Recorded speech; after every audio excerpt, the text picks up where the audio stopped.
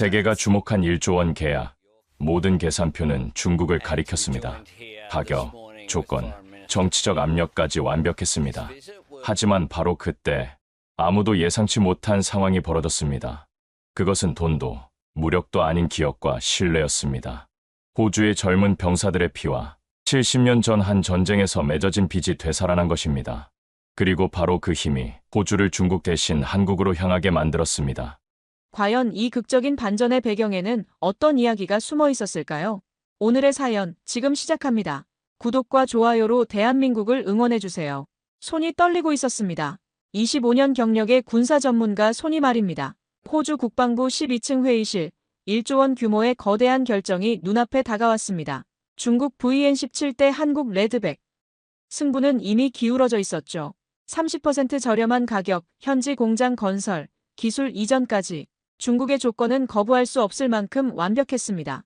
그런데 왜 이 회의실에는 긴장감이 감돌고 있는 걸까요? 저는 마이클 스틸입니다. 영국 출신으로 현재 워싱턴 DC에서 국제 군사 전략 전문가로 일하고 있습니다.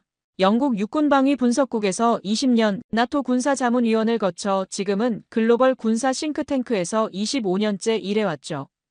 걸프전과 아프가니스탄 파병 당시 현장에서 직접 무기 시스템을 분석했습니다. 전 세계 방산업계에서 가장 보수적이고 까다로운 평가자 중 한 명으로 통합니다. 그때 호주에서 엄청난 일이 벌어지고 있었습니다. 호주 정부가 중국 VN-17과 1조 원 규모 계약을 체결한다고 발표를 준비하고 있었거든요. 차세대 보병 전투 차량 선정이었습니다. 호주 국방력의 미래가 걸린 거대한 결정이었죠. 중국의 조건은 정말 파격적이었습니다. 가격이 30% 저렴했습니다. 기존 예산보다 3억 달러나 절약할 수 있다는 계산이었죠. 여기서 끝이 아니었습니다. 호주 현지에 공장을 설립해주겠다고 약속했습니다. 기술 이전까지 포함된 조건이었습니다.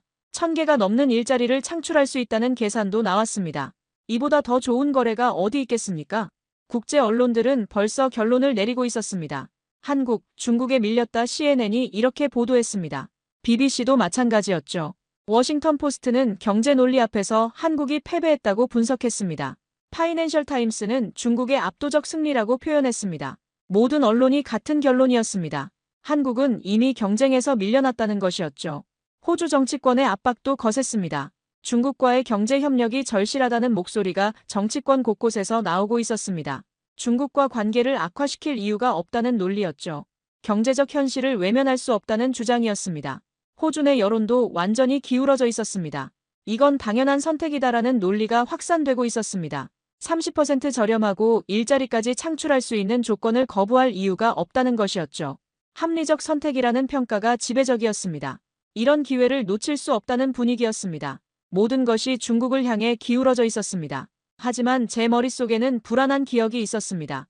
과거 값싼 무기를 선택했다가 아프가니스탄 전쟁에서 병사들이 목숨을 잃었던 사건이었습니다. 저렴한 가격에 현혹되어 선택한 장비가 실전에서는 치명적 결함을 드러냈던 참극이었죠. 겉모습만 완벽한 장비를 본 적이 있었거든요. 가격이 30% 저렴하다는 이유로 선택한 장갑차가 있었습니다. 첫 번째 임무에서 엔진이 멈췄고 두 번째 임무에서는 냉각 시스템이 고장났죠. 그리고 세 번째 임무에서 2명의 병사가 목숨을 잃었습니다. 값싼 무기가 2명의 생명을 앗아갔습니다. 그 기억이 더욱 생생했습니다. 경제적 논리만으로 무기를 선택하는 것이 얼마나 위험한지 알고 있었거든요. 병사들의 생명이 숫자로 계산될 수 없다는 것도 경험으로 알고 있었습니다. 회의실 공기는 이미 결정된 듯 했습니다. 대부분의 사람들이 중국 쪽으로 기운 상황이었습니다. 30% 절감 효과라는 숫자 앞에서 다른 고려사항들은 묻혀버렸죠. 현지 공장 설립과 기술 이전이라는 달콤한 조건 앞에서 모든 의문이 사라진 상황이었습니다. 30% 절감, 일자리 1000개 창출 이런 조건에 모두 설득당한 상태였습니다. 중국과 계약하는 것이 당연하다는 분위기가 압도적이었죠. 그런데 바로 그때였습니다. 단 한 장의 문서가 등장했습니다. 한국의 제안서였죠. 이 문서는 다른 모든 제안서와 완전히 달랐습니다. 두껍지도 않았고 화려하지도 않았습니다. 중국 제안서처럼 수백 페이지에 걸친 상세한 경제 분석도 없었죠. 경제적 혜택은 전혀 없었습니다. 현지 공장 설립 약속도 없었습니다. 기술 이전 조건도 없었습니다. 일자리 창출 계획도 없었습니다.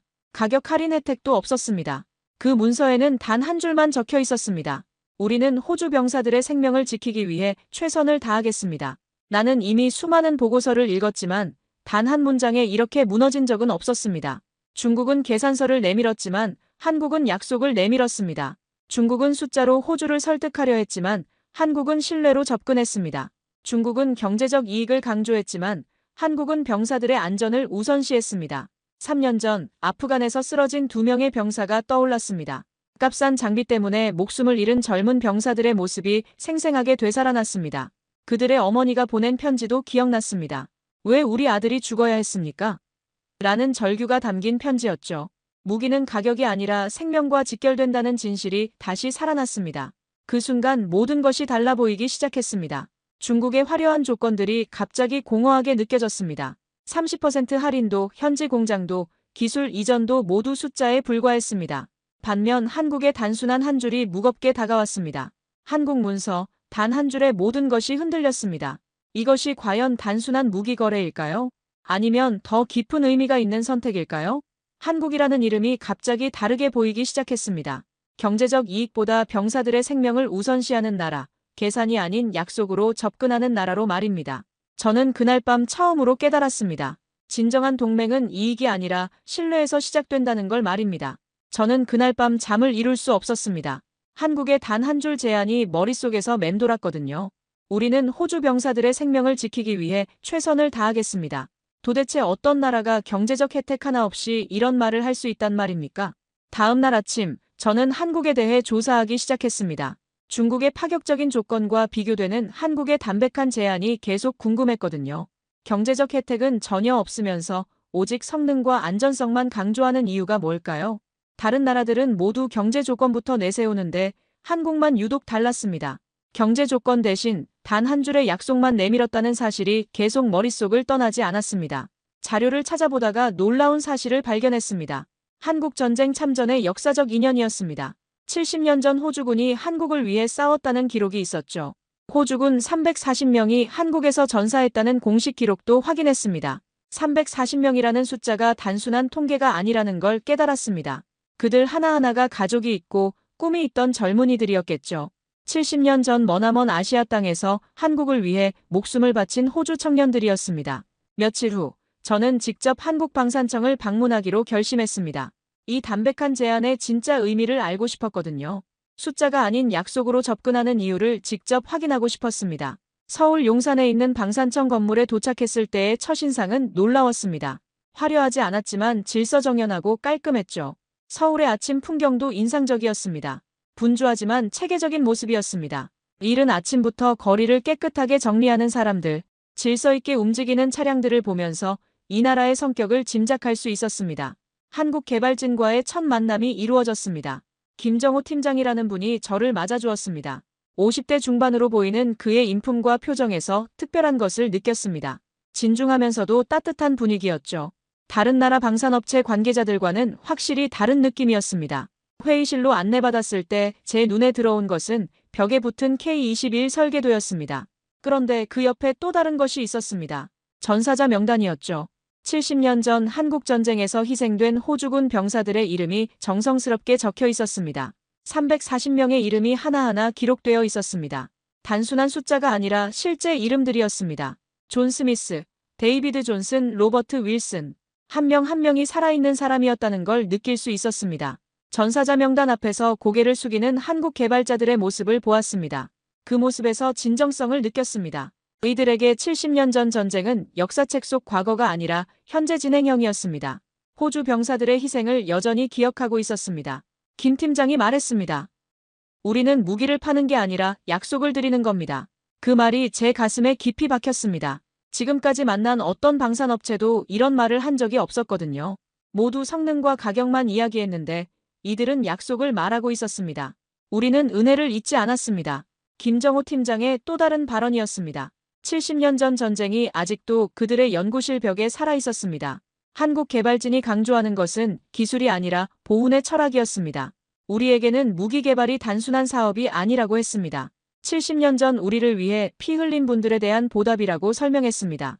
한국전쟁 참전 인연을 언급할 때 이들의 목소리에는 진심이 담겨 있었습니다. 호주군이 한국을 위해 피 흘렸습니다. 이제 우리가 호주군을 지킬 차례입니다. 라는 말에서 계산된 외교사가 아닌 진정한 마음을 느꼈습니다. 나는 수십 년간 무기를 보며 숫자만 따졌지만 이들은 사람을 보았습니다. 회의실 공기가 다른 곳과 달랐습니다. 한국 개발진의 태도에서 진정성이 느껴졌거든요. 돈 얘기를 전혀 하지 않는 것도 신기했습니다. 보통은 가격 경쟁력부터 내세우는데 말입니다.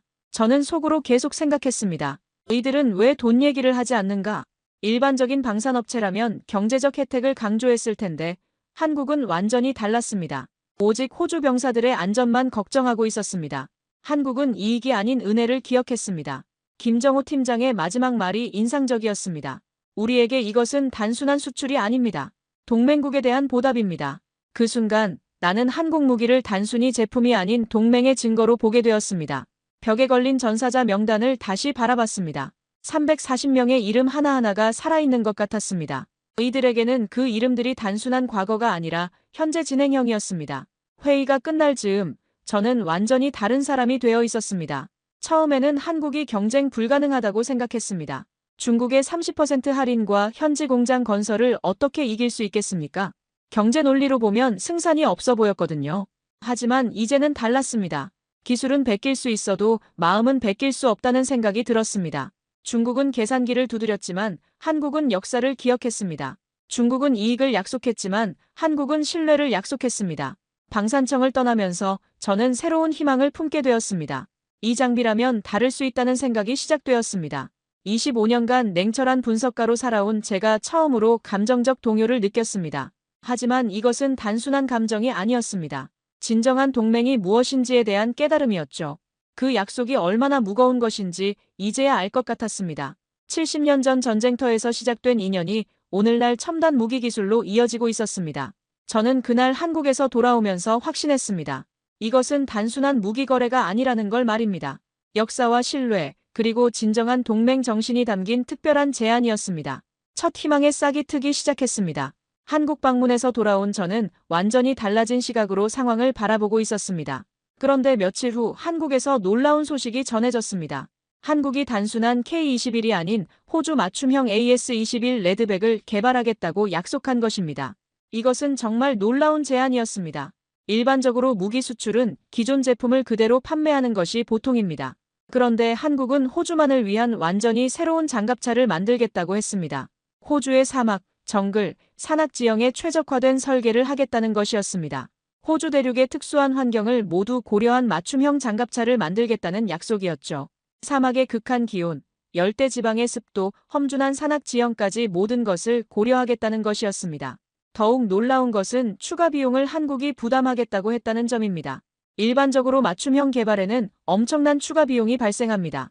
연구개발비, 설계비, 테스트 비용까지 모든 것이 추가로 들어가죠. 그런데 한국은 그 비용을 자신들이 감당하겠다고 했습니다.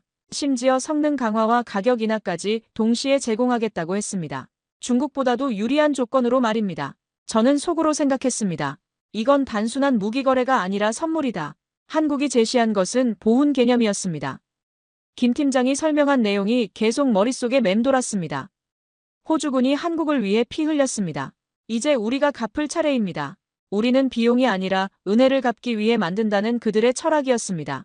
70년 전 호주가 한국을 도왔듯이 이제 한국이 호주를 돕는 차례라는 메시지였습니다. 단순한 비즈니스가 아니라 역사적 인연에 대한 보답이라는 것이었죠. 한국 측에서 설계도를 공개했습니다. 그 설계도를 보는 순간 저는 깜짝 놀랐습니다. 엔진 부분부터 완전히 다른 것이었습니다. 호주의 극한 기온에 맞춘 특수 냉각 시스템이 설계되어 있었습니다. 사막의 50도 고온에서도 안정적으로 작동할 수 있도록 개발한 것이었죠. 일반적인 장갑차 엔진과는 완전히 다른 설계였습니다. 냉각 시스템도 마찬가지였습니다. 호주 북부 열대 지역의 습도를 고려한 특별한 설계였습니다. 습도 90% 이상에서도 내부 전자장비가 정상 작동할 수 있도록 했습니다. 곰팡이나 부식을 방지하는 특수 코팅까지 적용했습니다. 가장 놀라운 것은 좌석 설계였습니다. 도면 속에는 호주 병사들의 체격까지 고려한 흔적이 있었습니다. 평균 신장 180cm 이상인 호주 병사들을 위해 내부 공간을 재설계한 것이었습니다. 좌석 높이, 다리 공간, 헬멧 착용 시 머리 공간까지 세세한 부분이 모두 호주형으로 맞춰져 있었습니다. 심지어 호주 병사들이 주로 사용하는 장비의 크기와 무게까지 고려해서 수납 공간을 설계했습니다. 개인화기 보관함, 탄약 수납 공간, 통신 장비 거치대까지 모든 것이 호주군 규격에 맞춰져 있었습니다. 한국 개발진이 얼마나 세심하게 준비했는지 알 수 있었습니다. 저는 감탄했습니다. 그들은 무기를 팔지 않았다. 신뢰를 건넸다. 설계도를 보면서 한국의 진정성을 느꼈습니다. 이것은 단순히 기존 제품을 수출하는 것이 아니었습니다. 호주만을 위한 특별한 장갑차를 새로 개발하는 것이었습니다. 에어 필터 시스템은 호주 내륙의 미세한 모래먼지까지 걸러낼 수 있도록 했습니다. 호주 사막의 특수한 모래 성분을 분석해서 최적화한 필터였습니다. 전자장비는 열대지방의 극한 습도에서도 오작동하지 않도록 특수 코팅을 했습니다. 통신 시스템도 호주군이 기존에 사용하던 주파수와 완벽하게 호환되도록 설계했습니다. 무기 시스템까지도 호주군이 이미 보유한 탄약과 호환되도록 했습니다. 추가 훈련이나 새로운 탄약 구매 없이도 즉시 사용할 수 있도록 배려한 것이었습니다. 내가 본 어떤 무기 제안서에도 보훈이라는 단어는 없었습니다. 하지만 한국의 모든 설계도에는 보훈 정신이 스며 있었습니다. 이익보다는 호주 병사들의 안전을 최우선으로 고려한 흔적들이 곳곳에 보였습니다. 그들은 이익보다 역사를 말했습니다. 복제품은 기술만 베끼지만 한국은 정신을 담았습니다. 중국은 기존 제품을 저렴하게 제공하는 것이었지만 한국은 완전히 새로운 것을 만들어서 주는 것이었습니다. 설계도 곳곳에서 한국 개발진의 정성을 느낄 수 있었습니다. 정비 매뉴얼까지 호주 군인들이 이해하기 쉽도록 영어로 제작하되 호주식 표현을 사용했습니다. 단순히 번역이 아니라 호주 문화까지 고려한 것이었습니다. 모든 것이 호주만을 위한 맞춤형이었습니다. 김 팀장의 마지막 말이 인상적이었습니다. 우리에게 이것은 단순한 수출이 아닙니다. 동맹국에 대한 보답입니다. 저는 그 순간 이 장갑차가 단순한 무기가 아니라는 걸 깨달았습니다. 한국의 제안은 무기 판매가 아니라 신뢰의 전달이었습니다. 70년 전 전쟁터에서 맺어진 인연을 현대의 첨단 기술로 이어가는 특별한 프로젝트였습니다. 중국이 제시한 것은 계산된 이익이었습니다. 30% 할인, 현지 공장, 기술 이전 모두 철저히 계산된 조건들이었죠. 반면 한국이 제시한 것은 계산할 수 없는 가치였습니다. 신뢰, 우정, 역사적 인연, 그리고 진정한 동맹 정신이었습니다. 돈으로 살 수 없는 것들이었죠. 레드백 설계도를 보면서 저는 새로운 확신을 갖게 되었습니다. 이것이 진짜 동맹이다. 한국은 호주를 단순한 고객이 아닌 혈맹으로 대했습니다. 이익을 추구하는 거래 상대가 아니라 함께 역사를 만들어 온 동반자로 여겼습니다.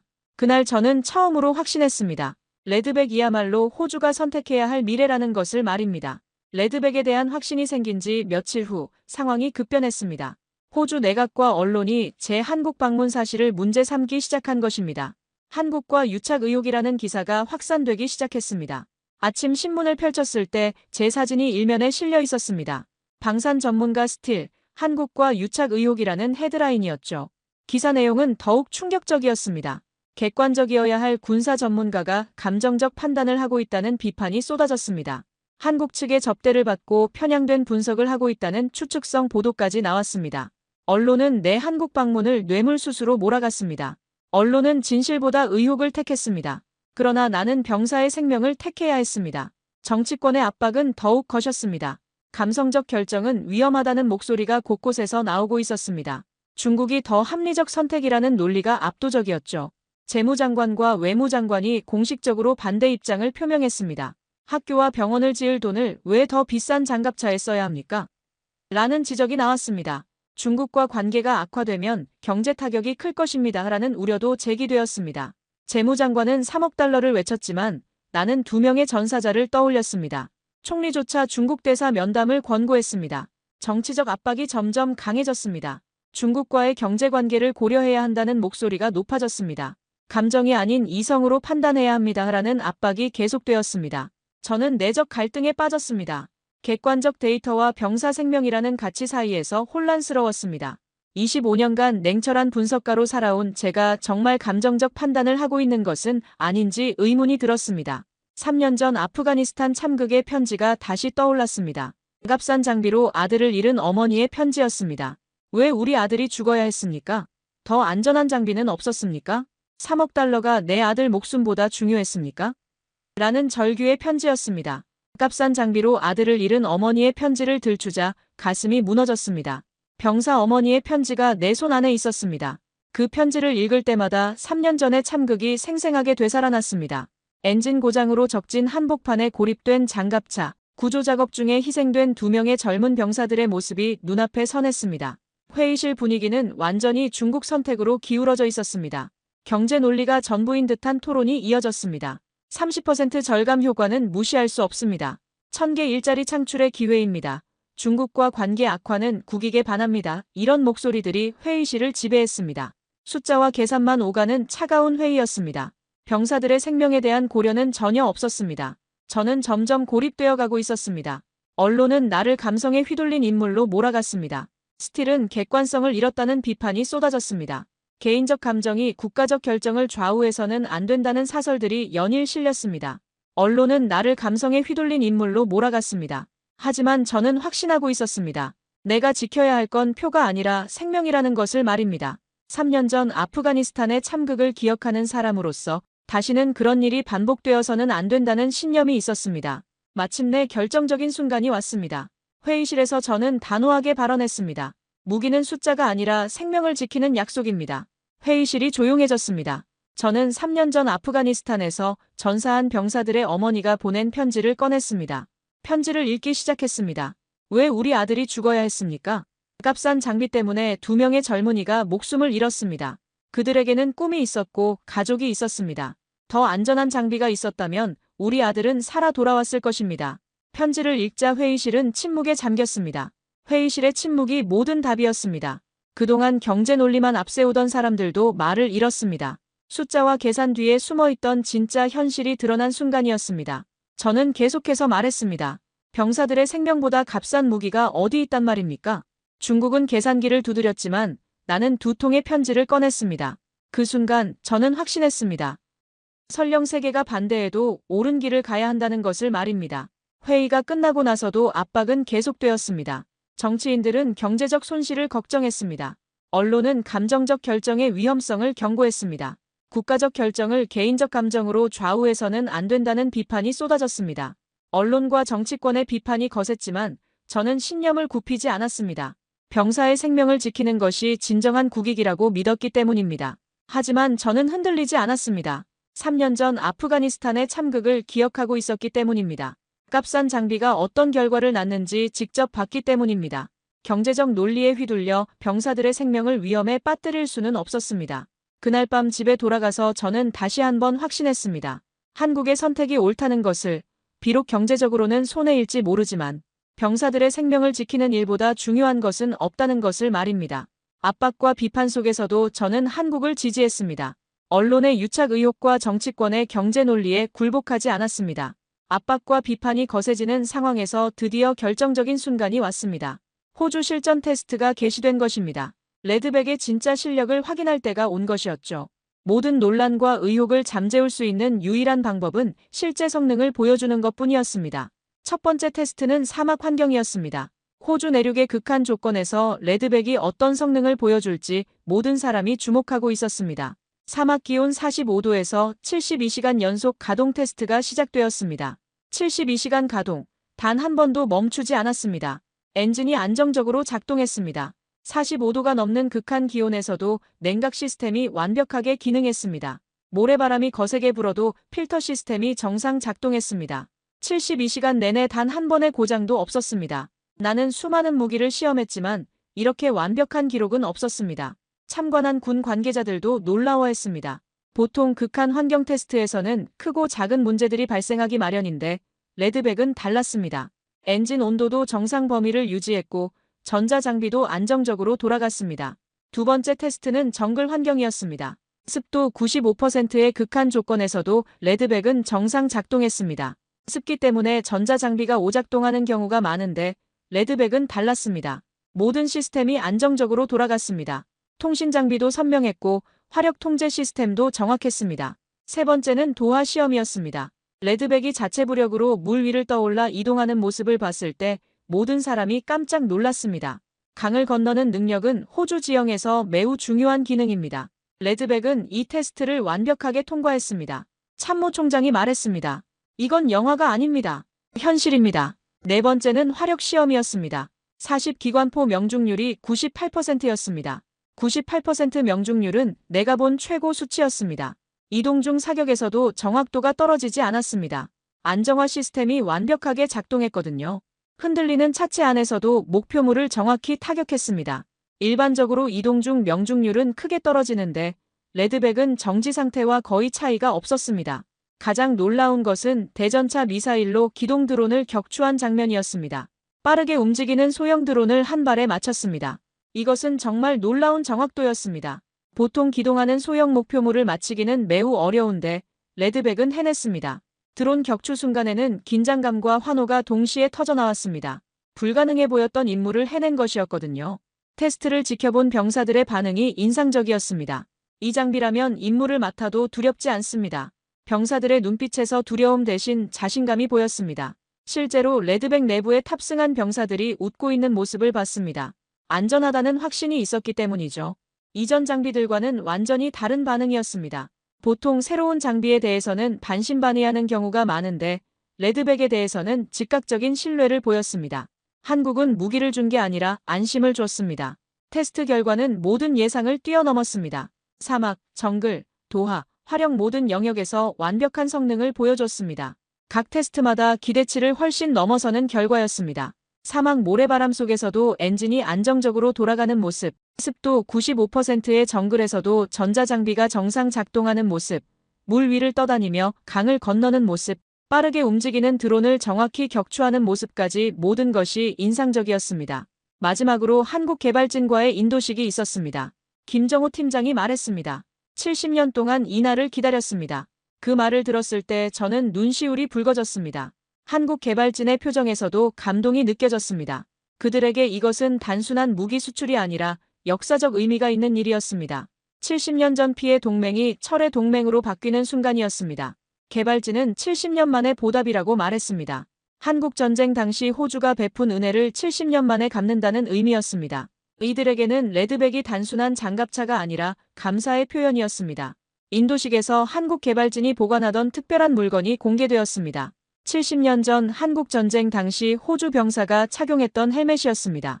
그동안 소중히 보관해왔던 것을 이제 호주 전쟁기념관에 기증하겠다고 했습니다. 헬멧이 고향으로 돌아오는 순간이었습니다. 70년 만에 고향으로 돌아가는 역사적 의미가 있었습니다. 저는 그 순간 깨달았습니다. 이게 진짜 동맹이라는 것을 말입니다. 중국은 계산기로 접근했지만 한국은 마음으로 접근했습니다. 중국은 이익을 약속했지만 한국은 신뢰를 약속했습니다. 중국은 숫자를 제시했지만 한국은 역사를 기억했습니다. 테스트 내내 레드백은 한 번도 실망시키지 않았습니다. 극한의 조건에서도 안정적으로 작동했고 병사들에게 확신을 주었습니다. 모든 성능 지표에서 기대치를 뛰어넘는 결과를 보여줬습니다. 저는 확신했습니다. 이것이 바로 호주가 선택해야 할 미래라는 것을 말입니다. 레드백은 단순한 장비가 아니었습니다. 70년 전 전쟁터에서 맺어진 인연이 현대의 첨단 기술로 이어진 역사적 결과물이었습니다. 한국의 약속이 현실이 되는 순간이었습니다. 레드백의 압도적인 테스트 결과가 나오자마자 예상치 못한 반발이 시작되었습니다. 중국이 강력하게 반발하고 나선 것입니다. 중국 외교부 대변인이 긴급 기자회견을 열었습니다. 호주의 결정은 감정적이고 비합리적입니다. 라는 발언이 나왔습니다. 경제적 손실을 무시한 근시안적 판단이라는 비판도 쏟아졌습니다. 중국은 경제 보복까지 위협했습니다. 호주산 철광석과 석탄 수입을 재검토하겠다는 경고였습니다. 양국 간 무역 관계에 부정적 영향을 미칠 것이라는 위협이었죠. 중국 관광객들의 호주 방문도 줄어들 것이라는 암시까지 나왔습니다. 중국은 경제 보복을 경고했다. 호주 내부의 갈등은 더욱 심화되었습니다. 언론에서는 중국은 실리, 한국은 감성이라는 논조가 지배적이었습니다. 감정에 휘둘린 결정이 경제적 손실을 가져올 것이라는 우려가 계속 제기되었습니다. 언론은 나를 감성에 휘둘린 인물로 몰아갔다. 정치권에서도 비판의 목소리가 높아졌습니다. 경제 손실이 너무 큽니다. 다시 재검토해야 합니다. 이런 주장들이 나왔습니다. 중국과의 경제관계 악화를 우려하는 목소리가 압도적이었습니다. 총리조차 중국 대사 면담을 권고했다. 저는 이런 상황에서 내각회의에 참석해 정면 돌파를 시도했습니다. 생명을 돈으로 살 수 없다는 사실을 잊었습니까? 라고 말했습니다. 회의실의 분위기는 여전히 차가웠습니다. 경제적 현실을 외면할 수 없다는 목소리가 대부분이었습니다. 중국 시장을 잃으면 호주 경제에 큰 타격이 올 것입니다. 국민들이 경제적 손실을 감당할 수 있겠습니까? 이런 우려들이 쏟아졌습니다. 그때 저는 결정적인 카드를 꺼냈습니다. 아프가니스탄에서 전사한 병사들의 어머니들이 보낸 편지를 낭독하기 시작한 것입니다. 왜 우리 아들이 죽어야 했습니까? 값싼 장비 때문에 2명의 젊은 생명이 사라졌습니다. 편지를 읽어내려가면서 회의실이 점점 조용해졌습니다. 더 안전한 장비가 있었다면 우리 아들은 살아 돌아왔을 것입니다. 3억 달러가 제 아들의 목숨보다 소중합니까? 또 다른 어머니의 편지도 읽었습니다. 정부는 예산 절약을 자랑했지만 저는 아들을 잃었습니다. 그 절약된 돈으로 제 아들을 되살릴 수 있습니까? 중국은 계산기를 두드렸지만 나는 2통의 편지를 꺼냈다. 편지 낭독이 끝나자 회의실은 완전한 침묵에 잠겼습니다. 회의실의 침묵이 모든 답이었다. 그 침묵 속에서 분위기가 바뀌기 시작했습니다. 경제 논리만 앞세우던 사람들도 말을 잃었습니다. 숫자와 계산 뒤에 숨어있던 진짜 현실이 드러난 순간이었습니다. 병사들의 생명보다 값싼 무기가 어디 있단 말입니까? 라고 저는 마지막으로 말했습니다. 그 순간 나는 확신했습니다. 설령 세계가 반대해도 옳은 길을 가야 한다는 것을 말입니다. 회의가 끝난 후 놀라운 일이 벌어졌습니다. 여론이 반전되기 시작한 것입니다. 국민들이 말하기 시작했습니다. 값싼 무기보다 안전한 무기를 택해야 한다고 말입니다. 병사들의 생명이 경제적 이익보다 중요하다는 목소리가 높아졌습니다. 우리 아이들을 전쟁터에 보내야 한다면 가장 안전한 장비를 줘야 한다는 부모들의 목소리도 나오기 시작했습니다. 여론조사 결과가 나왔습니다. 지지율이 85%로 급등했다. 국민 85%가 레드백 선택을 찬성한다는 결과였습니다. 중국의 경제 보복 위협에도 불구하고 한국을 선택해야 한다는 것이 국민들의 의견이었습니다. 경제적 손실을 감수하더라도 병사들의 안전이 우선이다. 중국의 위협에 굴복해서는 안 된다. 진정한 동맹국과 함께해야 한다. 이런 목소리들이 압도적이었습니다. 중국은 분노했지만 국민들은 박수쳤다. 병사들의 반응도 압도적이었습니다. 이제는 안심하고 임무에 나설 수 있습니다. 이런 목소리가 군 내부에서 나오고 있었습니다. 레드백의 뛰어난 성능을 직접 확인한 병사들이 완전한 신뢰를 보내고 있었습니다. 레드백이라면 어떤 상황에서도 믿을 수 있습니다. 마침내 우리를 지켜줄 진짜 장비가 생겼습니다. 병사들의 이런 반응들이 언론을 통해 알려지면서 국민들의 지지는 더욱 확고해졌습니다. 중국의 격렬한 반발도 계속되었습니다. 외교부에서는 호주를 감정에 휘둘린 나라라고 비난했습니다. 합리적 판단을 포기하고 감정적 결정을 내렸다는 비판이었습니다. 환구시보에서는 사설을 통해 호주의 결정을 강하게 비판했습니다. 호주는 경제적 현실을 외면하고 있다. 감정적 민족주의에 사로잡혔다는 내용이었습니다. 경제 보복 조치도 구체적으로 언급되기 시작했습니다. 철광석 수입 감소, 관광객 감소, 교육 교류 축소 등 다양한 압박 카드들이 제시되었습니다. 하지만 호주 국민들의 의지는 흔들리지 않았습니다. 나는 이제 더 이상 혼자가 아니었다. 처음에는 언론과 정치권의 비판을 혼자 감당해야 했습니다. 한국과 유착 의혹까지 제기되면서 고립감을 느꼈습니다. 감정적 판단을 한다는 비난을 받으면서도 신념을 지켜왔습니다. 하지만 이제는 완전히 달랐습니다. 국민들이 제 편에 서 있었습니다. 병사들도 지지하고 있었습니다. 85%라는 압도적인 지지율이 그것을 증명했습니다. 총리도 마침내 입장을 바꿨습니다. 정말 확신하십니까? K-21이 더 안전하다는 것을? 총리의 최종 질문이었습니다. 저는 망설임 없이 대답했습니다. 네, 확신합니다. 그 확신은 단순한 기술적 판단이 아니었습니다. 3년 전 아프가니스탄의 참극을 기억하는 사람으로서의 확신이었습니다. 병사들의 생명을 지켜야 한다는 사명감에서 나온 확신이었습니다. 레드백은 단순한 장비가 아니라 신뢰의 상징이었습니다. 한국의 70년 전 은혜에 대한 보답 정신, 병사의 생명을 최우선으로 하는 철학, 그리고 진정한 동맹 관계가 담긴 특별한 장갑차였습니다. 중국의 압박과 경제적 손실 우려에도 불구하고 호주는 올바른 선택을 향해 나아가고 있었습니다. 총리의 확신을 얻은 후 드디어 역사적인 순간이 왔습니다.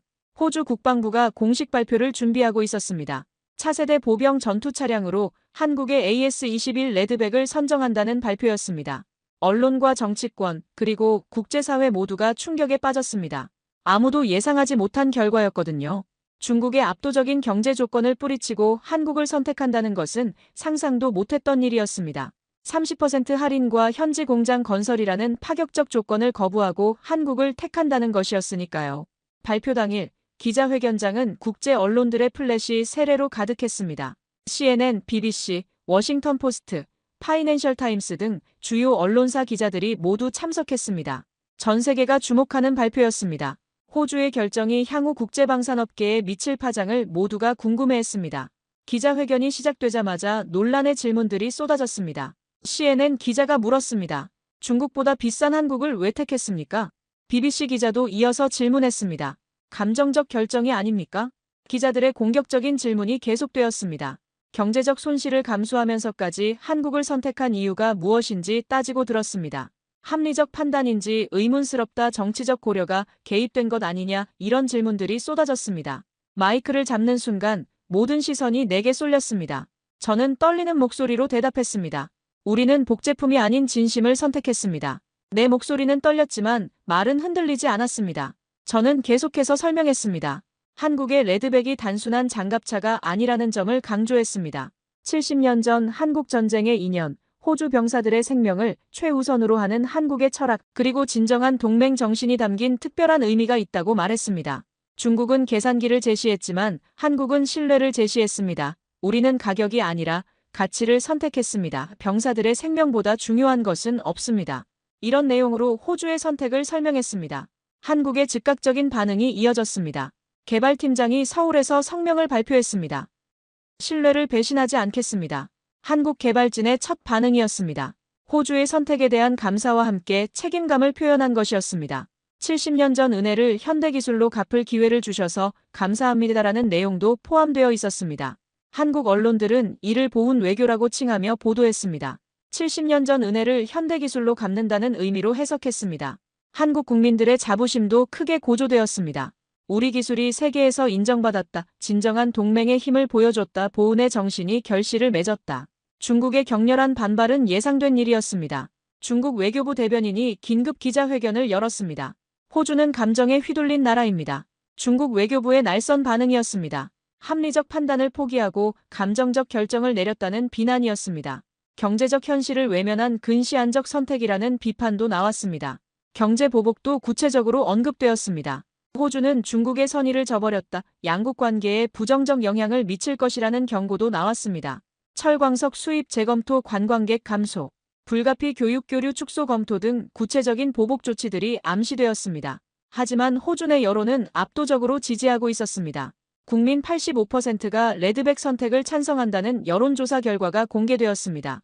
나는 이제 더 이상 혼자가 아니었다. 초기에는 언론과 정치권의 비판을 혼자 감당해야 했습니다. 한국과 유착 의혹까지 제기되면서 고립감을 느꼈습니다. 감정적 판단을 한다는 비난을 받으면서도 신념을 지켜왔습니다. 하지만 이제는 완전히 달랐습니다. 국민들이 제 판단을 지지하고 있었습니다. 병사들도 레드백 선택을 환영하고 있었습니다. 병사들의 현장 인터뷰가 방송되었습니다. 이제는 안심하고 임무에 나설 수 있습니다. 레드백이라면 어떤 상황에서도 믿을 수 있습니다. 이런 목소리들이 군 내부에서 나오고 있었습니다. 마침내 우리를 지켜줄 진짜 장비가 생겼다. 가격보다 성능을 선택해줘서 고맙다. 이제 부모님들도 안심하실 것 같다. 병사들의 이런 반응들이 국민들의 지지를 더욱 확고하게 만들었습니다. 국제 언론들도 점차 논조를 바꾸기 시작했습니다. 워싱턴 포스트는 신뢰의 동맹이라는 제목으로 보도했습니다. 단순한 경제 거래를 넘어선 가치 있는 선택이라는 분석이었습니다. 호주가 보여준 것은 진정한 동맹의 의미라고 평가했습니다. 파이낸셜 타임스도 긍정적인 평가를 내놓았습니다. 장기적 관점에서 올바른 판단이라는 것이었습니다. 경제적 손실보다 안보적 가치가 더 중요하다는 분석이었습니다. 레드백은 단순한 장비가 아니라 신뢰의 상징이었습니다. 발표 이후 반대했던 정치인들의 태도도 변화하기 시작했습니다. 처음에는 감정적 결정이라고 비판했던 사람들도 국민 여론의 압도적 지지를 보고 입장을 바꿨습니다. 스틸의 판단이 옳았다고 인정하는 목소리들이 나오기 시작했습니다. 경제보다 안보가 우선이다. 병사들의 생명을 지키는 것이 진정한 국익이라는 인식이 확산되었습니다. 총리가 제 어깨를 두드리며 말했습니다. 자네가 옳았네. 총리조차 내 어깨를 두드리며 말했다. 자네가 옳았다. 그 순간 저는 벅찬 감정에 휩싸였습니다. 오랫동안 혼자 버텨온 신념이 결국 옳았다는 것을 인정받는 순간이었습니다. 언론의 비판과 정치권의 압박을 견디며 지켜온 믿음이 결실을 맺는 순간이었습니다. 중국은 계산기로 접근했지만 한국은 마음으로 접근했습니다. 중국은 이익을 약속했지만 한국은 신뢰를 약속했습니다. 중국은 숫자를 제시했지만 한국은 역사를 기억했습니다. 호주의 선택은 단순한 무기 구매가 아니었습니다. 진정한 동맹의 의미를 되새기는 역사적 결정이었습니다. 호주의 레드백 선정 발표 이후 전 세계에서 후속 반응들이 나타나기 시작했습니다. 폴란드에서 먼저 관심을 표명했습니다. 폴란드 국방부가 한국방산청에 공식 문의를 보낸 것입니다. 레드백의 성능에 대한 자세한 정보를 요청했습니다. 폴란드도 차세대 장갑차 도입을 검토 중이었는데 호주의 선택이 큰 영향을 미친 것이었습니다. 노르웨이와 핀란드도 비슷한 반응을 보였습니다.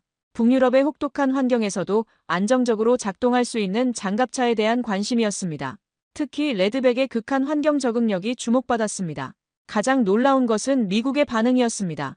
미국 국방부에서도 레드백에 대한 관심을 표명한 것입니다. 미군의 일부 특수부대에서 레드백 도입을 검토하고 있다는 소식이 전해졌습니다. 한국 무기는 단순한 제품이 아니다라는 국제평가가 확산되고 있었습니다. 워싱턴 포스트는 신뢰의 동맹이라 보도했다. 이런 국제적 관심은 단순히 레드백의 기술적 우수성 때문만이 아니었습니다. 한국이 보여준 보훈 정신이 큰 감동을 준 것이었습니다. 경제적 이익보다 동맹국에 대한 신의를 우선시하는 모습이 전 세계적으로 화제가 되었습니다. 레드백의 추가 실전 테스트 장면들이 공개되었습니다. 강력한 성능이 다시 한번 검증되었습니다. 사막에서 72시간 무정지 가동, 정글에서 습도 95% 극복, 도하 능력 98%, 명중률 등 모든 테스트 결과가 국제 무대에서 화제가 되었습니다. 특히 인상적이었던 것은 야간 작전 능력이었습니다. 열상 장비와 야간 투시 장치가 완벽하게 통합되어 있어서 완전한 어둠 속에서도 정확한 타격이 가능했습니다. 국제 무대에서 레드백에 대한 신뢰도가 급상승했습니다. 메이드 인 코라에 대한 인식이 완전히 바뀌기 시작한 것입니다. 더 이상 저가 제품의 이미지가 아니라 고품질, 고성능의 상징이 되었습니다. 한국전 참전 인연이 재조명되기 시작했습니다. 호주 내 정치적 반전도 놀라웠습니다. 처음에 반대하던 장관들조차 스틸의 판단이 옳았다고 고백하기 시작했습니다. 재무장관은 경제적 손실보다 병사들의 안전이 더 중요하다는 것을 깨달았다고 말했습니다. 외무장관도 중국의 경제보복 위협에 굴복하지 않은 것이 옳은 선택이었다고 인정했습니다. 진정한 동맹은 어려울 때 더욱 빛을 발한다는 것이 그의 소감이었습니다. 반대하던 정치인들의 태도 변화가 눈에 띄었습니다.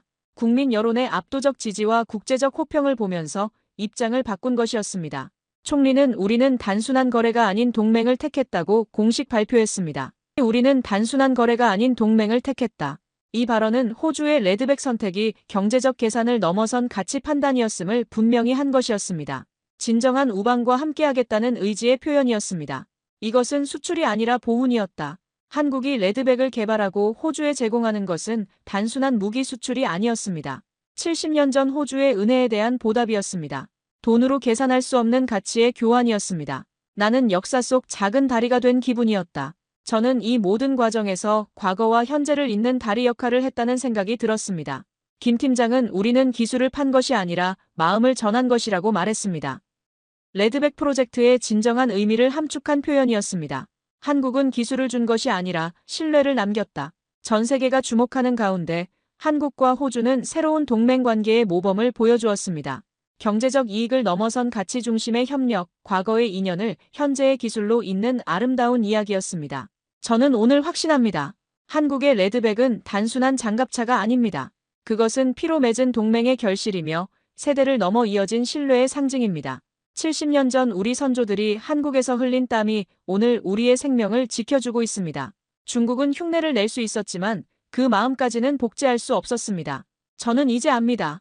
진정한 동맹은 숫자가 아니라 기억과 진심으로 완성된다는 것을 말입니다. 오늘 사연에 대한 여러분의 생각을 댓글로 남겨주세요. 감동문클에서는 여러분의 소중한 마음을 모아 사연 주인공들에게 전해드리고 있습니다. 여러분 주변에 감동적이거나 재미있는 실제 사연들을 제보받고 있으니 언제든 저희 공식 메일로 제보해주세요. 오늘 들려드린 사연에 공감하셨다면 구독과 좋아요 눌러주시고 주변 분들과도 공유해주세요. 여러분의 작은 관심과 응원이 영상 제작에 큰 힘이 됩니다. 오늘도 여러분의 하루의 작은 즐거움이라도 되었기를 바라며 지금까지 감동문클이었습니다. 끝까지 시청해주셔서 감사합니다. 다음에 더 감동적인 사연으로 찾아뵙겠습니다.